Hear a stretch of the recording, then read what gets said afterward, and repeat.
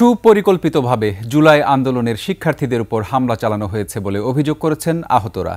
এদিকে এলাকাবাসী বলছেন দুর্বৃত্তদের হামলা প্রতিরোধের চেষ্টা করেছেন তারা। এ ঘটনায় আওয়ামী লীগের ১৬ নেতাকর্মীকে গ্রেফতার করা হয়েছে। এলাকায় বিরাজ করছে থমথমে পরিস্থিতি। গাজীপুর ও সাভার প্রতিনিধির তথ্য ছবিতে ডেস্ক রিপোর্ট। শুক্রবার রাতে গাজীপুরে জুলাই আন্দোলনের শিক্ষার্থীরা ফোনে ডাক পেয়ে দক্ষিণখানের সাবেক মন্ত্রী আকম মোজাম্মেল হকের বাড়ির সামনে যান। ৫০ থেকে ৬০ জনের দল সেখানে পৌঁছা মাত্রই চারপাশ থেকে ধারালো অস্ত্র দিয়ে তাদের উপর হামলা চালায় দুর্বৃত্তরা। পুরো এলাকার সবাই চাপাটি সেন্টার নিয়ে এসে আমাদের উপর হামলা শুরু করছে। শিক্ষার্থীদের অভিযোগ, সাবেক মন্ত্রী আকম মোজাম্মেল ও সাবেক সিটি মেয়র জাহাঙ্গীরের লোকজন সুপরিকল্পিতভাবে হামলা করেছে।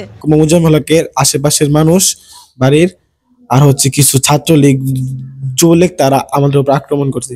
হামলায় ৩০ জন হাসপাতালে চিকিৎসা নিয়েছেন। এর মধ্যে শহীদ তাজউদ্দিন হাসপাতালে ১৮ শিক্ষার্থী ভর্তি হলে ১৬ জনকে আশঙ্কাজনক অবস্থায় ঢাকার বিভিন্ন হাসপাতালে পাঠানো হয়।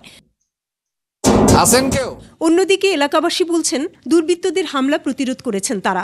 হুজুর আটকাই লাগছে, পরে হুজুরে মাইকিং করছে যে আমার আটকাই লাগছে, মানুষ ছিল আরো নামাজ পড়তে বেলাইছে, বাসান বাসান আপনারা কে কোনটাই আসেন আমার বাসান। এই ঘটনার পর থেকে দক্ষিণখানে থমথমে অবস্থা বিরাজ করছে। পরিস্থিতি নিয়ন্ত্রণে সতর্ক অবস্থায় রয়েছে আইন শৃঙ্খলা রক্ষাকারী বাহিনী।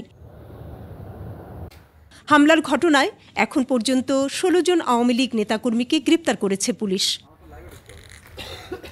বনুশ্রী ডলি, ডেস্ক রিপোর্ট, ২১শে টেলিভিশন।